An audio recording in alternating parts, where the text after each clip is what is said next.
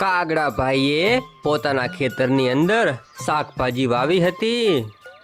જે શાકભાજીમાં તેઓ જૈવિક ખાતર નાખતા હતા, જેના લીધે બધા પક્ષીઓ શાકભાજી કાગડાભાઈ પાસેથી જ ખરીદતા હતા।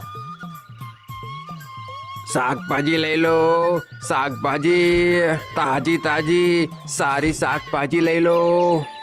કાગડાભાઈ તેમના ખેતરમાં જૈવિક ખાતરનો ઉપયોગ કરતા હતા, જે બધા પક્ષીઓ જાણતા હતા। અરે કાગડાભાઈ 500 ગ્રામ રીંગણ આપી દો। અરે ચકલી બેન, 500 ગ્રામ રીંગણે શું થાય? એકદમ તાજા અને સારા છે। 500 ની જગ્યાએ 1 કિલો લઈ જાઓ। કઈ વાતો નહીં કાગડાભાઈ, 1 કિલો આપી દો। ધીમે ધીમે કરતા કાગડાભાઈની બધી શાકભાજી વેચાઈ જાય છે। ઘરે જઈને જુએ છે તો કાગડાભાઈને કમાણી પણ ખૂબ સારી થઈ હોય છે।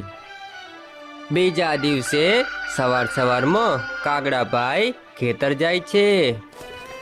ખેતરમાંથી શાકભાજી વીણે છે અને ગામની અંદર વેચવા જાય છે। શાકભાજી લઈ લો, શાકભાજી તાજી તાજી સારી શાકભાજી લઈ લો। અરે કાગડાભાઈ, મને 1 કિલો બટાકા આપી દો। હા હા પોપટભાઈ, હમણાં જ આપું છું। ધીમે ધીમે કરતા આજે પણ કાગડાભાઈની બધી શાકભાજી વેચાઈ જાય છે। અરે કાગડાભાઈ 1 કિલો રીંગણ આપો। અરે માફ કરજો બેન, આજે તો બધી શાકભાજી વેચાઈ જઈ। એવું એમને, કઈ વાંધો નહીં। કાગડાભાઈ પાસેથી એક ગ્રાહક પાછું જાય છે। ઘેર આવીને કાગડાભાઈ જોવે છે તો આજે પણ કમાણી સારી થઈ હોય છે। એક ગ્રાહક કાગડાભાઈ પાસેથી પાછું ગયેલું હોય છે। કાગડાભાઈના મનમાં પૈસા કમાવાની લાલચ હવે થોડી વધારે જાગે છે। તે હવે જૈવિક ખાતરના બદલે બજારનો કેમિકલ વાળું રાસાયણિક ખાતરનો ઉપયોગ કરવા લાગે છે, જેના લીધે શાકભાજી ઝડપથી વધવા લાગે છે। બીજા દિવસે કાગડાભાઈ સવારમાં ખેતર આવે છે। શાકભાજી વીણીને આજે પણ ગામની અંદર વેચવા જાય છે।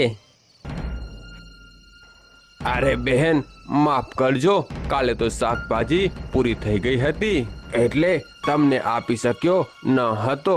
આજે ફરી પાછી એકદમ તાજી તાજી શાકભાજી લાવ્યો છું।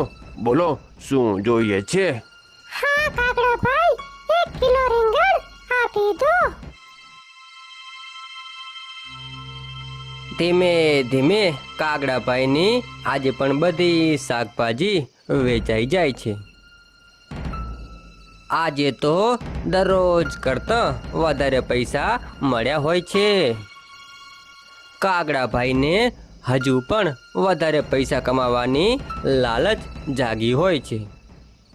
હવે તે દરરોજ કેમિકલ વાળું રાસાયણિક ખાતર શાકભાજીમાં નાખે અને શાકભાજી ઝડપથી વધી જાય। કેમિકલ વાળી શાકભાજી ખાવાથી પક્ષીઓ બીમાર પડવા લાગ્યા। આખા ગામની અંદર બીમારી ફેલાઈ ગઈ અને ડૉક્ટરની પાસે દવા લેવા જવા લાગ્યા। આ બીમારી કેવી રીતે ફેલાઈ રહી છે આની કોઈને ખબર પડી રહી ન હતી, પણ ગામના સરપંચ ખૂબ હોશિયાર હતા। તે ડૉક્ટરની પાસે જાય છે અને પૂછે છે, અરે ડૉક્ટર સાહેબ, આ બીમારી અચાનક ગામની અંદર કઈ રીતે ફેલાઈ ગઈ? સરપંચ સાહેબ, આમાં એવું છે ને, કંઈક ખાવામાં ભેળસેળ થઈ હોય એવું લાગી રહ્યું છે। સરપંચ ખૂબ હોશિયાર હતા। તેમના મનમાં તરત જ શાકભાજી વેચવાવાળા કાગડાભાઈ આવે છે। તે કાગડાભાઈના ખેતરે જાય છે અને જોવે છે તો કાગડાભાઈ કેમિકલ વાળું રાસાયણિક ખાતર શાકભાજી ઉપર નાખી રહ્યા હતા. હે કાગડા, આ શું કરે છે તું? અરે શર્મા સાહેબ, કઈ નહીં, બસ ખાલી ખાતર નાખું છું. અરે કાગડા, તું જૈવિક ખાતરને બદલે આ શું નાખી રહ્યો છે? પૈસા કમાવાના ચક્કરમાં તે કેટલાની જિંદગી જોખમમાં મૂકી. કઈ પાન છે તને? અરે સરપંચ સાહેબ, મને માફ કરો, હું હવે આ રાસાયણિક ખાતર નહીં નાખું. હું હમણાં જ તારી પોલ ખોલું છું, પછી જોઉં છું કેવી શાકભાજી વેચે છે તું. અરે સરપંચ સાહેબ, ઉભા રહો.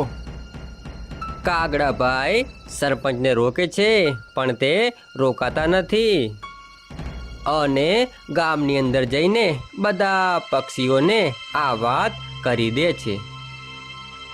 બીજા દિવસે કાગડાભાઈ ગામની અંદર શાકભાજી વેચવા જાય છે. શાકભાજી તાજી સારી શાકભાજી લઈ લો. અરે જા, કેમિકલ વાળું શાકભાજી વેચે છે. જા, અમારે નથી લેવું. હા નીકળી જા અહીંયાથી, નહીતર ખૂબ માર પડશે. કાગડાભાઈ પાસેથી હવે કોઈ શાકભાજી ખરીદતું નથી. કહેવાય છે ને, લાલચ બુરી બલા હે.